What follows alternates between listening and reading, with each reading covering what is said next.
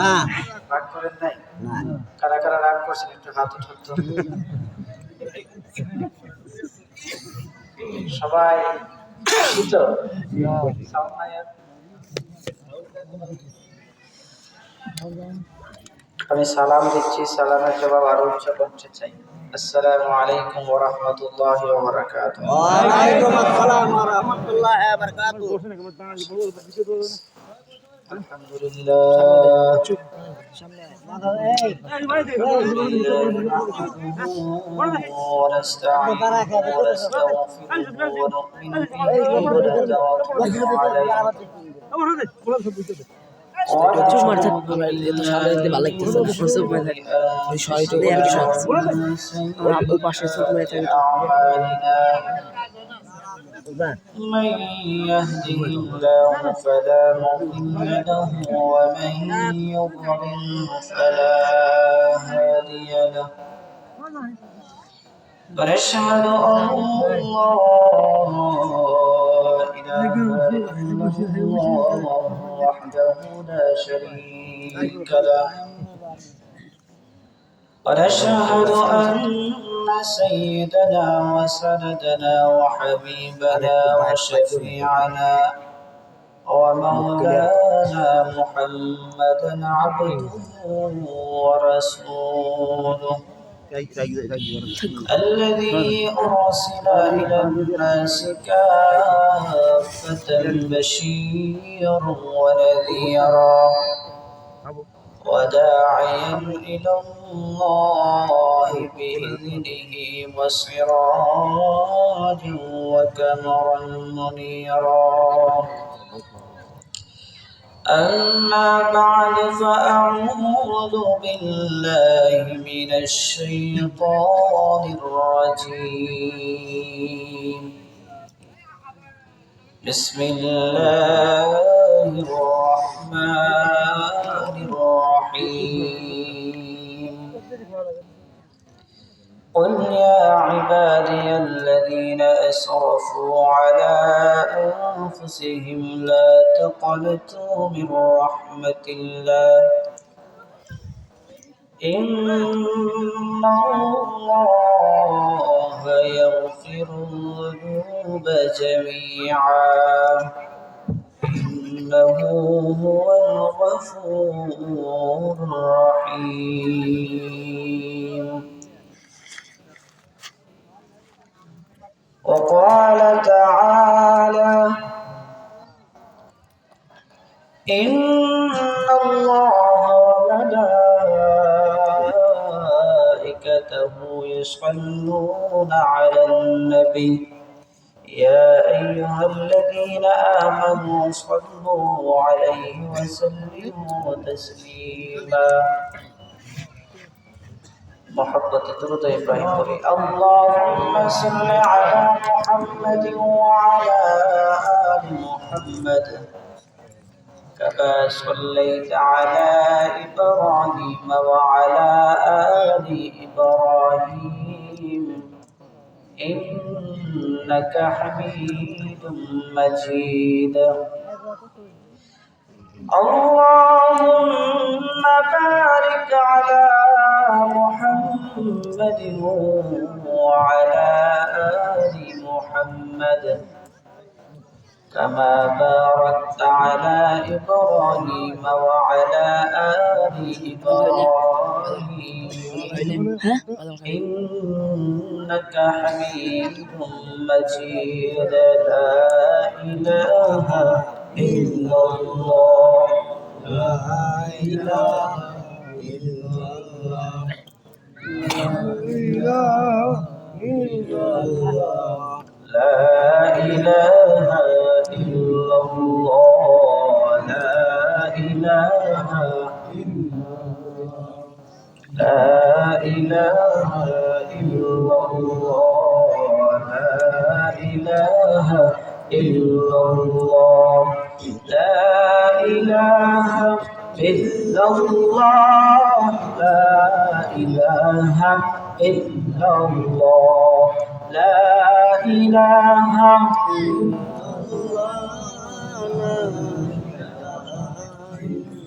الله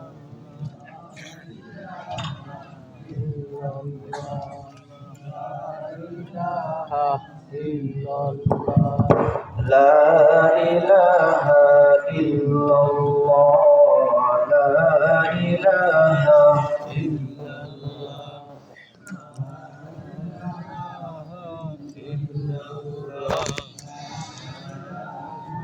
إلا الله لا إله لا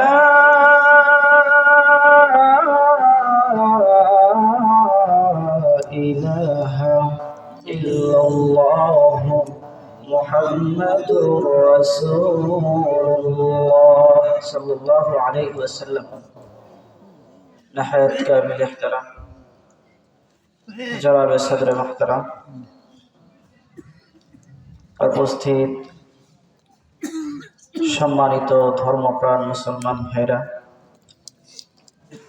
পর্দানিশীল আমার মা ও বোনেরা, মহান রব্বুল আলামিনের দরবারে কালেমাতুর শুকরিয়া আদায় করি। রব্বে করিম আমাদেরকে অত্র মাহফিলে আসার বসার, দ্বীনি আলোচনা শোনার এবং বলার তৌফিক দান করেছেন। এই জন্য আমরা খুশি না বেজার? খুশি। আসতে বললে হবে না, খুশি না বেজার? খুশি। খুশি। এই জন্য আল্লাহ পাকের দরবারে শুকরিয়া আদায় করবেন। সবাই উচ্চ কণ্ঠে বলি আলহামদুলিল্লাহ। সম্মানিত হাজরিন, রাত্র অনেক হয়েছে, আপনাদের কষ্ট হচ্ছে বসতে, এত ঠান্ডা। মুরব্বী বাবাদের বেশি কষ্ট হচ্ছে, তাই না? কষ্ট হচ্ছে না? কার কার কষ্ট হচ্ছে একটু দেখি তো। কষ্ট হচ্ছে না? কেউ নাই? মাশাআল্লাহ, সকলে বলেন আলহামদুলিল্লাহ। আরো আস্তে করে কর আলহামদুলিল্লাহ। সবাই খুশি মাশাআল্লাহ। মধ্যখানে একটু ফাঁকা, কারণটা কি?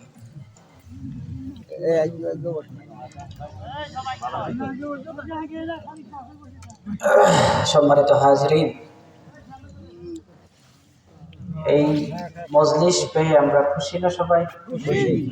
আচ্ছা, খুশি। যদি খুশি হয়ে থাকেন তাহলে একটা তাকবীর হবে, এত জোরে তাকবীর দিবেন যেন বাতিলের অন্তরের মধ্যে প্রকম্পিত হয়। ঠিক কিনা জোরে কর? লিল্লাহি তাকবীর, আল্লাহু আকবার, নারায়ে তাকবীর, আল্লাহু আকবার। দুটো হাত উঠান, নারায়ে তাকবীর, আল্লাহু আকবার। দিন ইসলাম, দিন ইসলাম। মাশাআল্লাহ। একটু সামনে আগান তো, আস্তে আস্তে একটু সামনে আগান, একদম সামনে আগান, আস্তে আস্তে একটু সামনে আগান।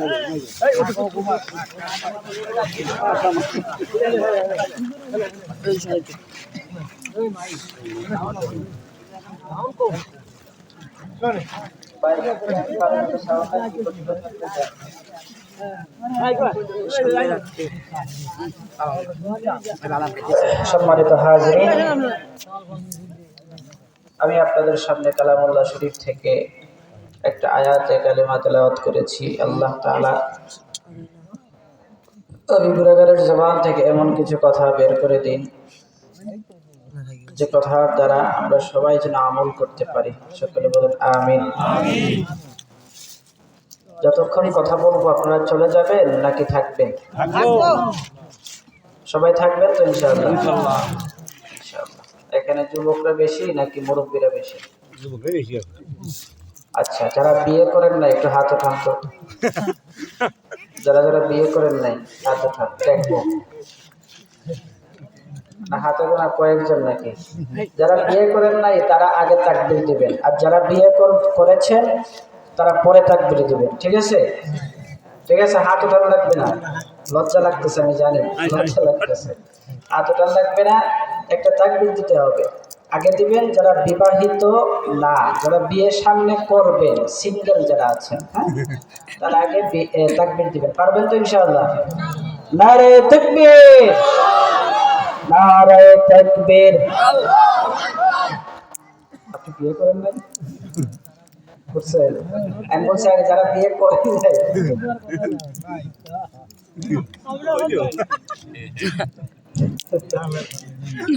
মানে ওনার আশা আছে সামনে। আর যাই হোক, এখন যারা বিয়ে করেছেন তারা তাকবীর দিবেন, পারবেন তো ইনশাআল্লাহ? লিল্লাহি তাকবীর, নারে তাকবীর। মাশাআল্লাহ, তো যুবক থেকে তো তাদের আওয়াজ বেশি। আরে যুবক শেষ।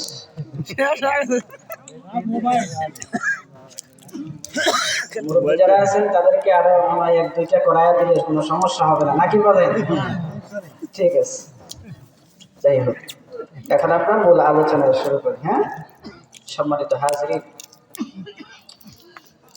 আল্লাহ তাআলা আমাদেরকে দুনিয়ার বুকে পাঠিয়েছে কি করার জন্য? আল্লাহ তাআলার ইবাদত করার জন্য, আল্লাহকে খুশি করে যাওয়ার জন্য। তো আমরা দুনিয়াতে আসছি, দুনিয়াতে থাকতেছি, আমরা আল্লাহ তাআলার ইবাদত বন্দেগী করি না, আল্লাহ তাআলার ইবাদত বন্দেগীতে মগ্ন না, আমরা গুনার সাথে নিমজ্জিত, তাই না? আমরা গুনার থেকে জিন্দেগি কাটিয়ে দিচ্ছি। আমরা সবাই গুনাহগার। কেউ কি বলতে পারবে যে আমি একবারে পাপমুক্ত মাসুম? কেউ বলতে পারবে? কেউ বলতে পারবে?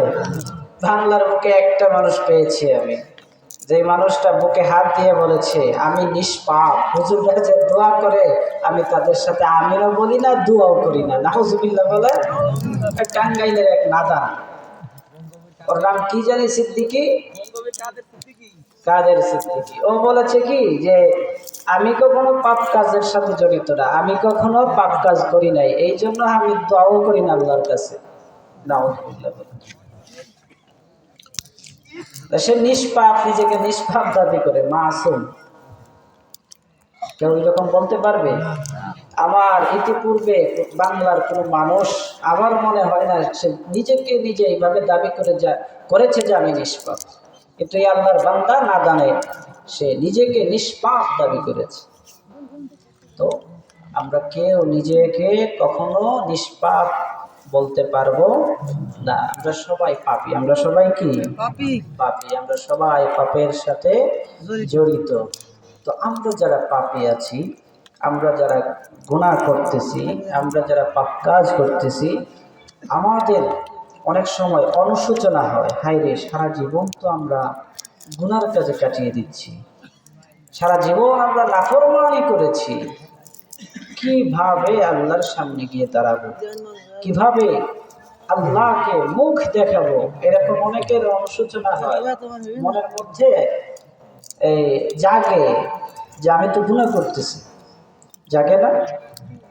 তো আল্লাহ তাআলা আমরা যারা গুনাহগার, আমরা যারা পাপিষ্ঠ, আমরা যারা নফসের প্রতি জুলুম করেছি, অন্যায় কাজ করেছি, তাদেরকে আল্লাহ তাআলা সান্ত্বনামূলক, তাদেরকে আল্লাহ তাআলা সান্ত্বনা দেওয়ার জন্য আল্লাহ তাআলা একটা আয়াত নাজিল করেছেন। বলেন সুবহানাল্লাহ।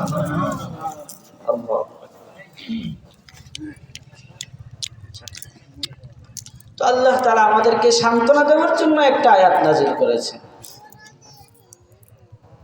আল্লাহ তাআলা কোরআনুল কারীমের মধ্যে বলেন, বিসমিল্লাহির রহমানির রহিম,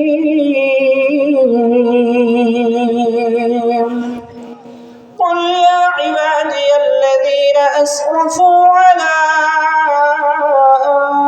আনফুসিহিম লা তাকনাতু মির রাহমাতিল্লাহ, قل يا عبادي الذين أسرفوا على أنفسهم لا تقنطوا من رحمة الله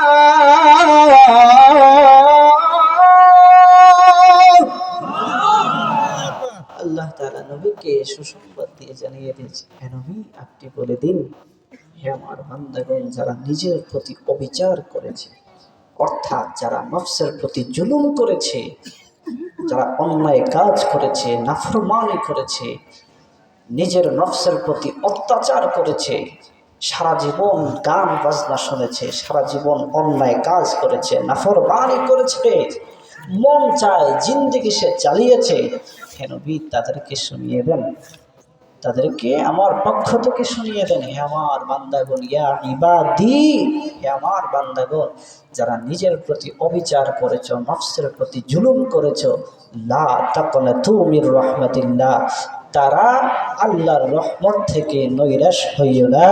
ইন্নাল্লাহা ইয়াগফিরুয যুনুবা জামিআ, নিশ্চয়ই আল্লাহ তাআলা তাদেরকে মাফ করে দেবেন। আল্লাহ তাআলা আমাদেরকে কত সুন্দর করে সুসংবাদ দিয়েছেন। যারা নিজের প্রতি জুলুম করেছে, অন্যায় কাজ করেছে, তারা আল্লাহর রহমত থেকে নৈরাশ হয় না, নিশ্চয়ই আল্লাহ রাব্বুল আলামিন মাফ করে দেবেন। কত বড় সুসংবাদ দিয়েছেন। আর আমাদের মধ্যে, আমাদের সমাজে এমন লোক দেখা যায় যে ভাই বললে যে ভাই একটু নামাজটা পড়ো না, কোরআন তেলাওয়াত করো না, একটু এই আল্লাহর সাথে সম্পর্ক করো না, তখন জবাব আসে কি যে হায় রে, সারাটা জীবন তো গুনার কাজই করলাম, নামাজ তো পড়লামই না, রোজা তো রাখলামই না, সারা জীবন তো গান বাজনার সাথে জড়িত ছিলাম, দুনিয়ার সাথে জড়িত ছিলাম, দুনিয়ার কাজে নিমজ্জিত ছিলাম, আমি মরার পরে তো এমনিই জাহান্নামী হয়ে যাব। এরকম অনেক লোক বলে। আপনাদের সমাজে আছে কিনা আমার জানা নাই, তবে আমার সাথে এরকম ঘটেছে।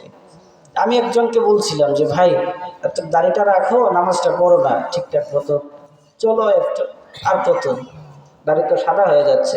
তখন বলতেছে, সম্পর্কে ভাই লাগে, তো বলতেছে সারা জীবন তো গুনাই করতেছি, আমি সারা জীবন তো অন্যায় করতেছি, জানা শোনাই তো কবরে যাইতে দেরি, মায়ের খাইতে দেরি না। তখন আমি এই আয়াতটা তাকে শোনাইয়া দিলাম। আল্লাহর বান্দা একটু হেদায়েত হয়েছে, আলহামদুলিল্লাহ। তো আমরা যারা আল্লাহর রহমত থেকে নৈরাশ হয়ে গিয়েছি, আল্লাহ তাআলা আমাদেরকে সুসংবাদ জানিয়ে দিয়ে উক্ত আয়াত নাজিল করেছেন। সুবহানাল্লাহ। আল্লাহর নবী মুহাম্মদুর রাসূলুল্লাহ সাল্লাল্লাহু আলাইহি ওয়াসাল্লামের কাছে দুইজন ব্যক্তি আসলো। একজন ব্যক্তি ছিল সে মদ পানে লিপ্ত, আরেকজন ব্যক্তি সে জিনার কাজে লিপ্ত। বলেন নাউযুবিল্লাহ। মুসলমান বাবাজি গভীর মনোযোগ, আল্লাহর নবী মুহাম্মদুর রাসূলুল্লাহ সাল্লাল্লাহু আলাইহি ওয়াসাল্লামের কাছে দুইজন ব্যক্তি আসলো। একজন বলতেছে, ইয়া রাসূলুল্লাহ, ইয়া হাবিবাল্লাহ, ওগো নবীজি, আমি সারাটা জীবন মদ খেয়েছি, মদের সাথে আমার সম্পর্ক ভালো ছিল, মদ ছাড়া আমার চলতো না। ইয়া রাসূলুল্লাহ, ইয়া হাবিবাল্লাহ, আমি মদ ছাড়তে চাই, আমি কালেমা পড়ে মুসলমান হতে চাই, আমার আল্লাহ রাব্বুল আলামিন কি আমাকে মাফ করবে? দুই নম্বর ব্যক্তি বলতেছে, ইয়া রাসূলুল্লাহ, ইয়া হাবিবাল্লাহ, ওগো নবীজি, আমি সারাটা জীবন জিনার কাজে নিমজ্জিত ছিলাম, জিনার কাজে কাটিয়েছি। ইয়া রাসূলুল্লাহ, ইয়া হাবিবাল্লাহ, আল্লাহ তাআলা কি আমাকে মাফ করবে?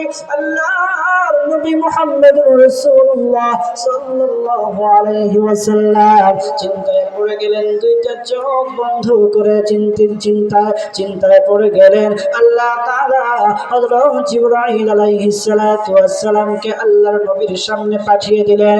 আল্লাহ তাআলা পাঠিয়ে দিলেন জিবরাইলকে, ওরে জিবরাইল, যাও আমার বন্ধুকে আবার সালাম দিও, আর আমার বন্ধুকে সুসংবাদ জানায় দাও। কুল ইয়া ইবাদিয়াল্লাযীনা আসরাফু আলা আনফুসিহিম লা তাকনাতু মির রাহমাতিল্লাহ, ইন্নাল্লাহা ইয়াগফিরুয যুনুবা জামিআ, ইন্নাহু হুয়াল গফুরুর রহিম।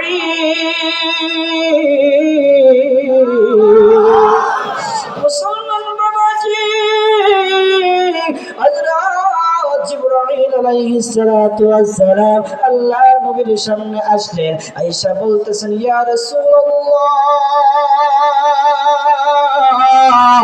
ইয়া হাবিবাল্লাহ, আপনাদের জন্য একটা সুসংবাদ নিয়ে এসেছি। আগে আল্লাহ তাআলার পক্ষ থেকে আপনি সালাম গ্রহণ করুন। আল্লাহর নবী সালাম গ্রহণ করলেন। জিবরাইল জিবরিল আলাইহিস সালাতু ওয়াস সালাম আল্লাহর নবীকে সুসংবাদ জানিয়ে দিলেন, ইয়া রাসূলুল্লাহ, ইয়া হাবিবাল্লাহ, আল্লাহ তাআলা সুসংবাদ জানিয়ে দিয়েছেন দুইজন ব্যক্তি আপনার কাছে যে আসলো, আপনাকে প্রশ্ন করলো, তাদের দুইজনকে বলে দিন তারা যেন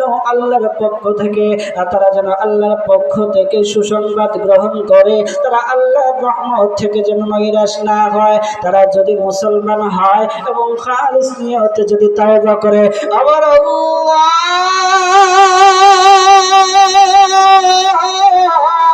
তাদের জিন্দেগির সব গুনাহগুলি মাফ করে দিবে।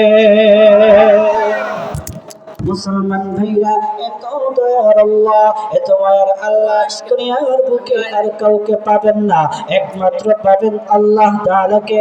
আপনি আমি গুনাহ করি, আপনি আমি গুনাহের সাথে জড়িত, সারা জীবন অন্যায় কাজ করেছি, সারা জীবন নাফরমানি করেছি, গুনাহের সাথে সারা জীবন আমরা কাটিয়েছি। কখনো আল্লাহ তাআলা আমাদেরকে আযাব দেন নাই। বান্দা যখন গুনাহ করতে যায় তখন ফেরেশতারা ডেকে ডেকে বললে, ওগো আল্লাহ, তোমার বান্দা এখন গুনাহ করতে যাবে বা এখন গুনাহ করতেছে, ওগো আল্লাহ, তোমার ওই বান্দাকে আমরা শেষ করে দেই, ধ্বংস করে দেই। জমিন বলতে থাকে, ওগো আল্লাহ, আমরা ফাঁকা হয়ে যায়। জমিন বলে, আল্লাহ ফাঁকা হয়ে যায়, তোমার বান্দাকে জমিনের ভিতরে ধ্বংস করে দেয়, ঘাস করে ফেলে। তখন আল্লাহ তাআলা ডেকে ডেকে বললেন, ফেরেশতারা শোনো, জমিন তোমরা শোনো, আমার ওই বান্দা এখন গুনাহ করবে, এখন সে গুনাহ করতেছে। আমার বান্দা যখন গুনাহ শেষ করিয়া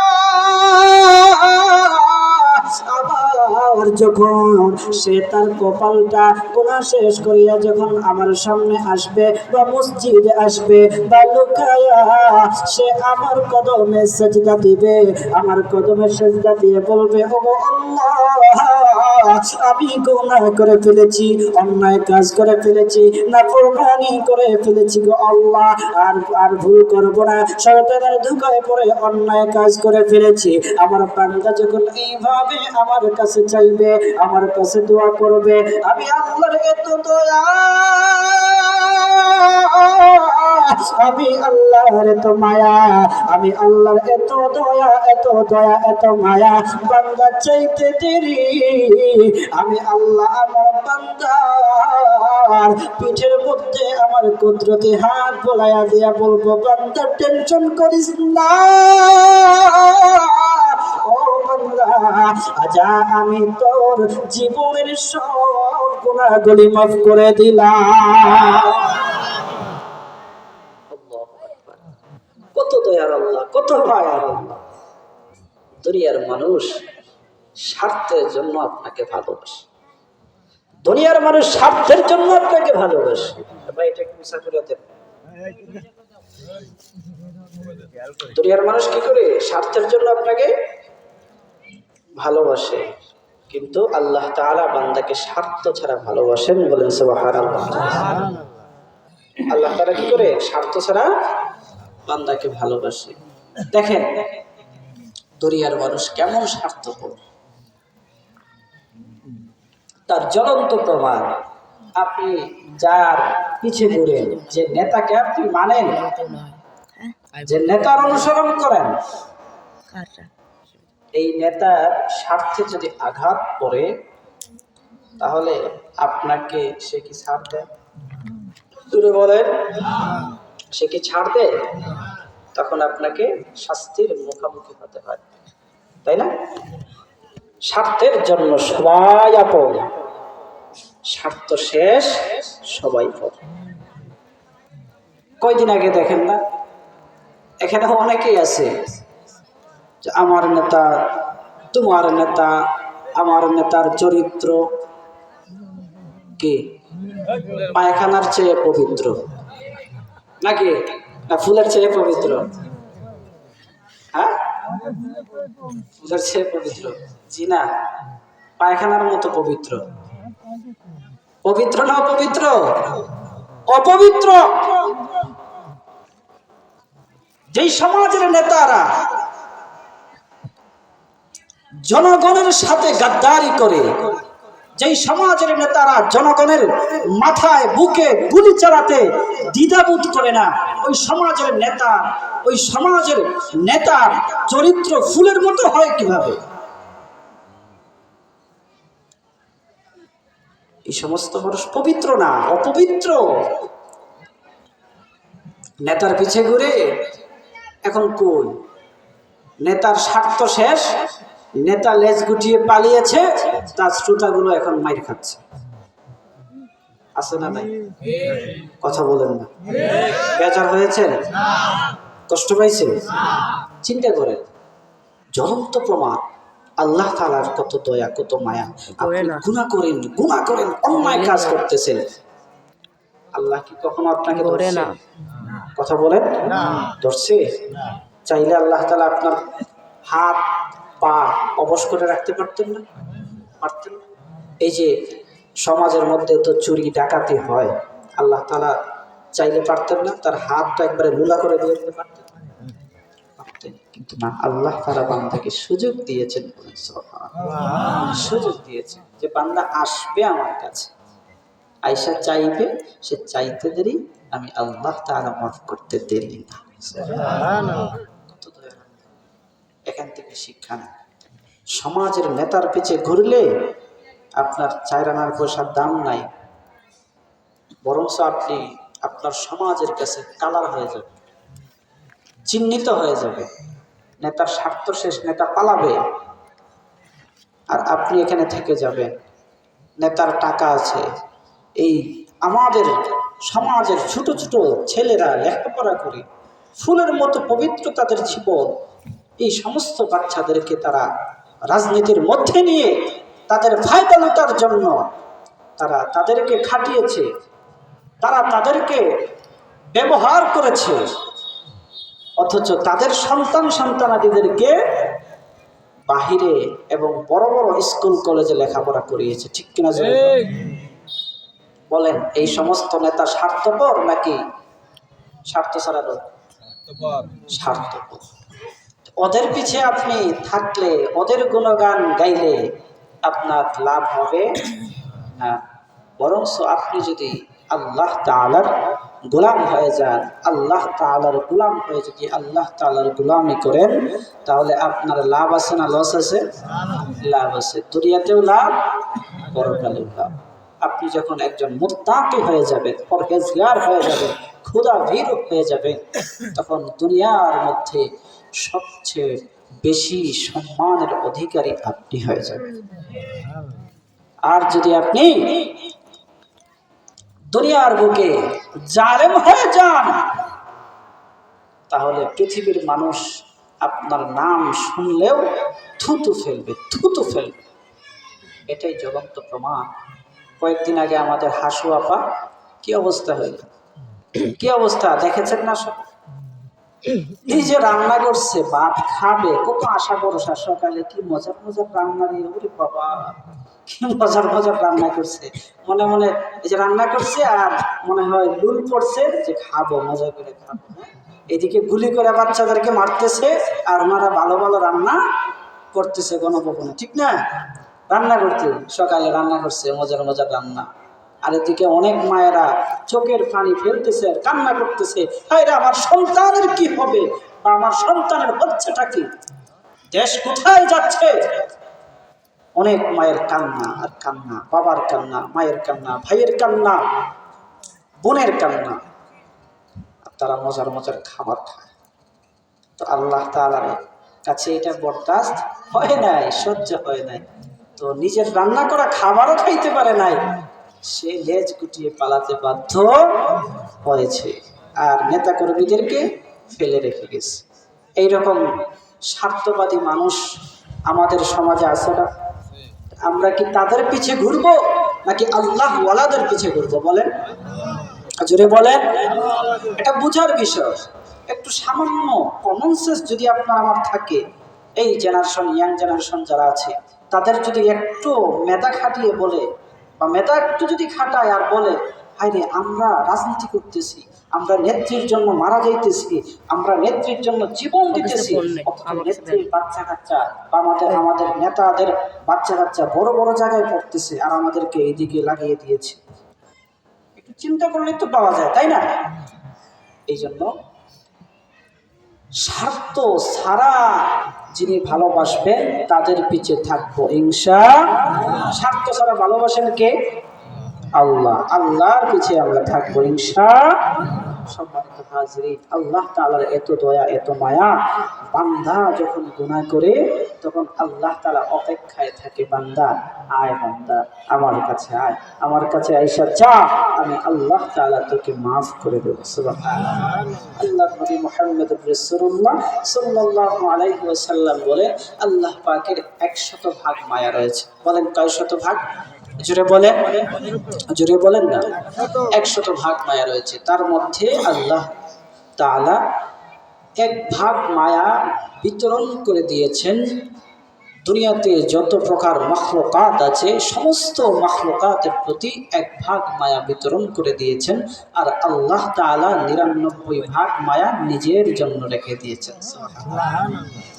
এই যে 1 ভাগ মায়া, যত প্রকার মাখলুকাত আল্লাহ তাআলা সৃষ্টি করেছেন সবার প্রতি 1 ভাগ মায়া বিতরণ করে দিয়েছেন, বন্টন করে দিয়েছেন। এই জন্য দেখেন, মা তার সন্তানের জন্য দরদ হয়, বাবা তার সন্তানের জন্য দরদ হয়, সন্তান তার বাবার জন্য দরদ হয়, মায়া হয়। এক ভাই আরেক ভাইয়ের জন্য জীবন দেয়, নেত্রীর জন্য নেতা জীবন দেয়, নেত্রীর জন্য তার কর্মীরা জীবন দেয়, ঠিক কিনা জোরে কর? এই 1 ভাগ মায়া পেয়ে, 1 ভাগ মায়ার মধ্যে সামান্যতম পেয়ে তারা এত যদি দরদ হয় একজন আরেকজনের প্রতি, দেখেন না, এক মেয়ে আরেক ছেলের জন্য জীবন দিয়ে দেয়, পোলাপান দেয় না? দেয় না? দেয়। একটা মেয়ে আরেকটা ছেলের জন্য, আরেকটা ছেলে একটা মেয়ের জন্য জীবন দিয়ে দেয়। এই মায়াটা আসলে বোঝা যায়, ওই যে আল্লাহ তাআলা বিতরণ করে দিয়েছেন। এই জন্য একজন আরেকজনের প্রতি দরদ হয়, মায়া হয়, মহব্বত পয়দা হয়। আর আল্লাহ তাআলা সম্পূর্ণ 99 ভাগ নিজের জন্য রেখে দিয়েছেন। কেমন ভালোবাসেন বান্দাকে, একটু চিন্তা করে। মা যদি সন্তানের জন্য জীবন দিয়ে দিতে পারে, এখন আল্লাহ তাআলা বান্দার জন্য কতটুকু মহব্বত দেখাতে পারে। এই জন্য মুফাসসিরিন কেরাম বলেন যে কাল কিয়ামতের কঠিন ময়দানে আল্লাহ তাআলার 99 ভাগ মায়া প্রকাশ পাবে। বলেন সুবহানাল্লাহ। মুসলমান বাবাজি, কিয়ামতের কঠিন ময়দানে আল্লাহ তাআলার মায়া প্রকাশ পাবে, মহব্বত প্রকাশ পাবে। কিভাবে? আল্লাহ তাআলা প্রথম নাম্বার ব্যক্তি, আল্লাহ তাআলা একজন ব্যক্তিকে ডাকবেন, ওরে ফেরেশতারা আমার অমুক বান্দাকে তোমরা নিয়ে আসো। বান্দা যখন আল্লাহর সামনে উপস্থিত হয়ে যাবে, আল্লাহ তাআলা তার আমলনামা মাপবেন। আমলনামা মাপার সময় দেখা যাবে ওই বান্দার আমল একটু কমতি হওয়ার কারণে সে জাহান্নামী বলে বিবেচিত হয়ে যাবে। আল্লাহ তাআলা ফেরেশতাদেরকে আদেশ দিয়ে বলবেন, ইনতালিকু বিআবদি ইলান্নার।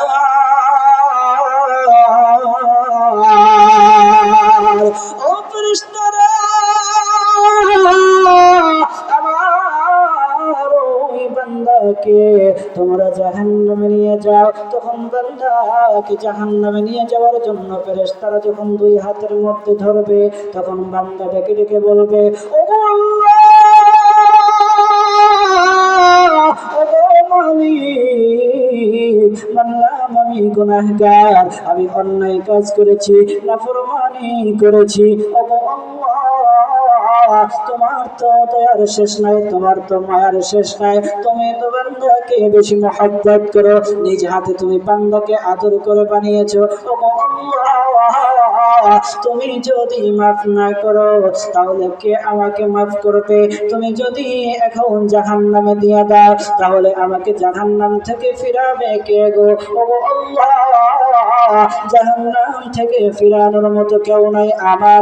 আল্লাহ তাআলাকে তখন বান্দা আরো বলবে, ও আল্লাহ, ও মালিক, তুমি তো একটা আয়াত নাজিল করেছিলে বিসমিল্লাহির রহমানির রহিম। ওই আয়াতের মধ্যে রহমান রহিম দুইটা শব্দ আছে। ওগো আল্লাহ, তোমার তো দয়ার শেষ নাই, তোমার তো মায়ের শেষ নাই। আজ কিয়ামতের কঠিন ময়দানে যদি তোমার দয়া না দেখাইতে পারো, তোমার মায়া না দেখাইতে পারো, ভালোবাসা না দিতে পারো, ওগো আল্লাহ, তাহলে কবে তুমি মায়া দেখাইবা, দয়া দেখাইবা, ভালোবাসা দেখাইবা? আল্লাহ তাআলাকে যখন বান্দা এমন ভাবে বলবে, তখন আল্লাহ তাআলার দয়ার সাগরে জোশ পয়দা হয়ে যাবে, ফেনা উঠে যাবে। তখন আল্লাহ তাআলা ডেকে ডেকে বলবেন, ওরে বান্দা, তুমি যা বলেছ সত্য বলেছ, তুমি যা বলেছ তা সত্য বলেছ রে বান্দা। আর দেরি করা যায় না, আর দেরি করা যায় না। ওরে বান্দা যাও, আমি তোমাকে মাফ করে দিলাম।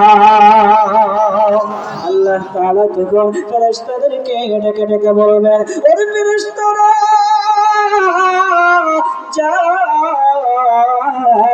আমার এই বান্দাকে তোমরা জান্নাতে নিয়ে যাও।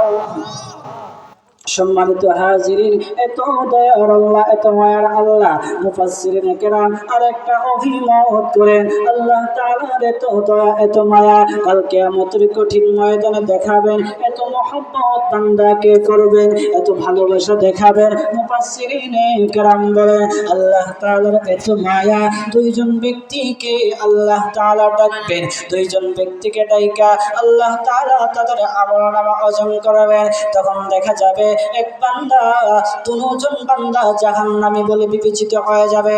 আল্লাহ তাআলা ফেরেশতাদেরকে আদেশ করবেন, ও ফেরেশতারা যাও, ইনতালিকু বিআবদাইনি ইলান নার। ও ফেরেশতারা যাও, তোমরা আমার ওই দুই বান্দাকে জাহান্নামে নিয়ে যাও। তখন ফেরেশতারা দুই বান্দাকে জাহান্নামে নিয়ে যাওয়ার জন্য অগ্রসর হবে।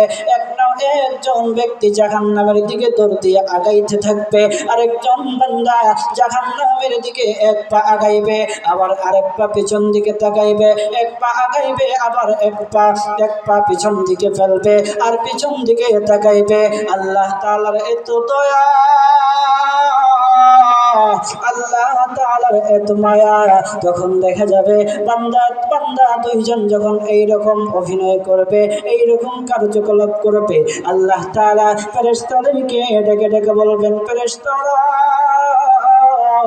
যাও, যাও রে ফেরেশতারা, আমার ওই দুই বান্দাকে তোমরা নিয়ে আসো। ফেরেশতারা যখন আল্লাহর সামনে দুই বান্দাকে নিয়ে হাজির হবে, আল্লাহ তাআলা প্রথম নম্বর ব্যক্তিকে বলবেন, ও বান্দা, তুমি কেন জাহান্নামের দিকে দৌড় দিয়ে আগাইতেছিলে? তখন বান্দা ডেকে ডেকে বলবে, ওগো আল্লাহ, ওগো মালিক, তুমি দুনিয়াতে আমাকে পাঠিয়েছো, আমি দুনিয়াতে নেক আমল করি নাই, অন্যায় কাজ করেছি, নাফরমানি করেছি। আল্লাহ গো, দুনিয়াতে তোমার কথা মতো চলি নাই, দুনিয়াতে তোমার কথা মতো জীবন যাপন করি নাই, রাসূলের আদর্শ মানি নাই। আল্লাহ গো, এই জন্য আমি জাহান্নামী হয়ে গেলাম, জাহান্নামী বলে বিবেচিত হয়ে গেছে। ওগো আল্লাহ, এই জন্য জাহান্নামে তুমি আমাকে পাঠিয়েছো। আর এখন যদি তোমার কথা মতো আমি জাহান্নামের দিকে দৌড় দিয়ে না আগাই, আর আমরা জানি কত বড় আযাব আমার উপর পতিত হয়ে যায়, সেই ভয়ে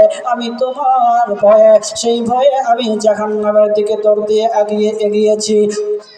আল্লাহ তাআলা দুই নম্বর ব্যক্তিকে বলবেন, বান্দা রে, তুমি কেন জাহান্নামের দিকে এক পা আগাইতেছিলে?